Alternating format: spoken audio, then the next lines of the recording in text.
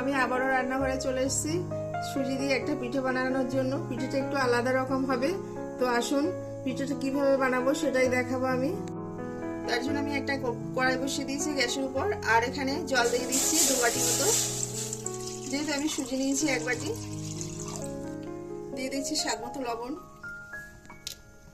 আর দিয়ে দেবো এখানে 2 চামচ চিনি। তো এই লবণ আর চিনিটা একটু আমি ভালো করে গুলে নেব, আর যেহেতু গ্যাসে বসানো আছে তো এমনি ফুটলে সেটা গলে যাবে। আমি ডোটাই পাত্রে উঠে এলে নিলাম, একটু ভালো করে মথে নেব এবার। তো আমি একটা সুন্দর ডো বানিয়ে নিয়েছি, আর এবার একটু নিয়েছি ঘি। এই ঘিটা দিয়ে আবার একটু ভালো করে মেখে নেব। এই ঘিটা দিয়েছি যার জন্য এই মানে ডোটা যেন না জড়িয়ে যায়, আমি যে পিঠেটা বানাবো যার জন্য ঘিটা দিয়েছি। হাতে আমি একটু ঘি লাগিয়ে নিয়েছি, আর এরকম ছোট্ট ছোট্ট করে লেচি কেটে নেব, মানে লুচির সাইজে। আর হাত দিয়ে এরকম মাঝখান দিয়ে আমি ঘুরিয়ে নেব, নিয়ে আগে এই যে লেচি করে নেব কিছুটা। তো আমি এরকম করে লেচি কেটে নিয়েছি, আর হাতের সাহায্যে আমি একটুখানি চাপ দিয়ে একটু চ্যাপটা করে নেবো এরকম। তারপর হাতের উপরেই রাখবো আমি, হাতের তুলোতে রেখে এরকম একটা কাঁটা চামচ নিয়েছি একটু ডিজাইন করার জন্য, এরকম একটু চেপে চেপে বসিয়ে দেবো।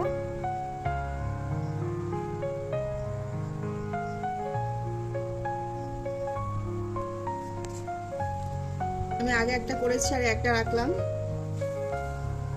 তো আমি সমস্ত পিঠেগুলো এরকম ডিজাইন করে নেব। তো দেখুন বন্ধুরা, আমার সমস্ত পিঠেগুলো রেডি করে নিয়েছি আমি, আর দেখতে কত সুন্দর হয়েছে, ডিজাইনটা খুব ভালো লাগছে দেখতে। তো এই পিঠেগুলো আমি এবারে তেলে ভেজে নেব। আর এরকম সুন্দর সুন্দর পিঠে খেতে তো অবশ্যই ভালো লাগে। শীতের শুরুতে তো আমরা চেনা জানা অনেক পিঠে খেয়ে থাকি, তো আজ একটু নতুন ধরনের পিঠেই খাবো। তো আমি এবার গ্যাসের উপর একটা কড়াই বসিয়েছি, যেহেতু পিঠেগুলো ভেজে নিতে হবে। আর দিয়ে দিচ্ছি সাদা তেল।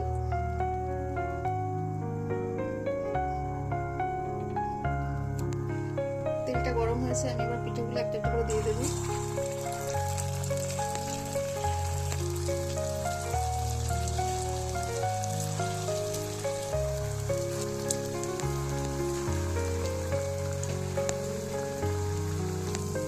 পিঠেগুলো আমি কিছুক্ষণ ভাজা করে নিয়েছি, এবার একটু উল্টে দেবো।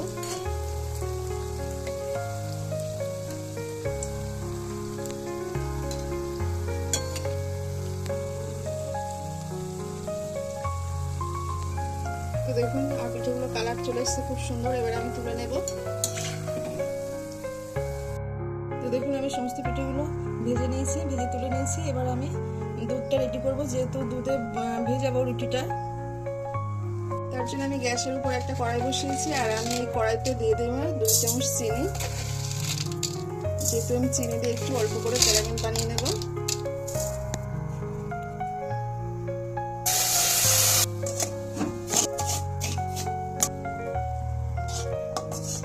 ক্যারামেলটা হয়ে গেছে, এবার আমি দুধ দিয়ে দেবো।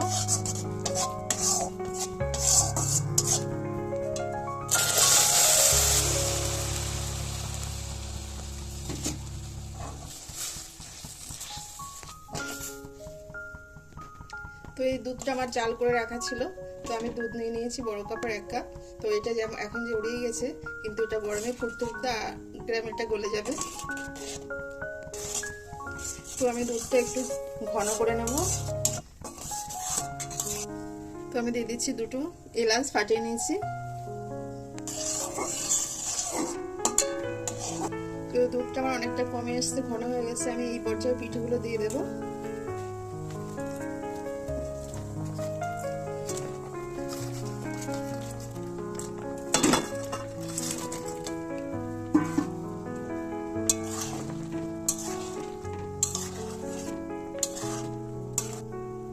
তো পিঠেগুলো আমি খুব বেশিক্ষণ ফোটাবো না, যেহেতু দুধটা ফুটিয়ে নিয়েছি। তারপর পিঠেটা ঢেলে দিয়েছি। এবার আমি 10 থেকে 15 সেকেন্ড মানে একটু ফুটিয়ে নেব, নিয়ে অফ করে দিয়ে ঢেকে দিয়ে রাখবো।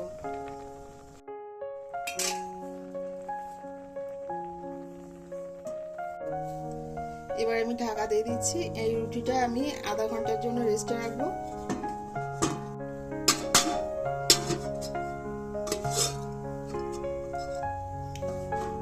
দেখুন বন্ধুরা, পিঠেটা কত সুন্দর হয়েছে। যা দুধ ছিল, দুধটা অনেকটাই কমে গেছে, মানে পিঠের ভিতরে দুধটা চলে গিয়েছে। তো এবার আমি প্লেটে তুলে নেব।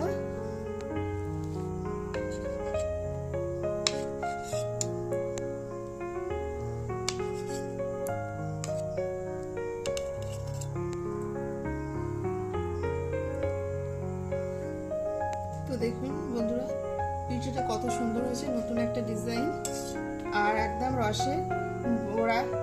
তো খেতে কিন্তু খুব সুন্দর হয়েছিল, আর দেখতেও তো কত সুন্দর লাগছে সেটা বুঝতেই পারছেন।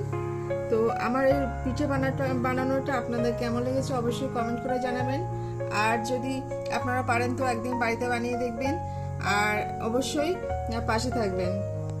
আর শীতের নতুন নতুন পিঠের রেসিপি যদি আপনারা চান তাহলে আমাকে ফলো করবেন অবশ্যই। আমি আরও শীতের নতুন নতুন পিঠের ভিডিও অবশ্যই দিতে থাকবো।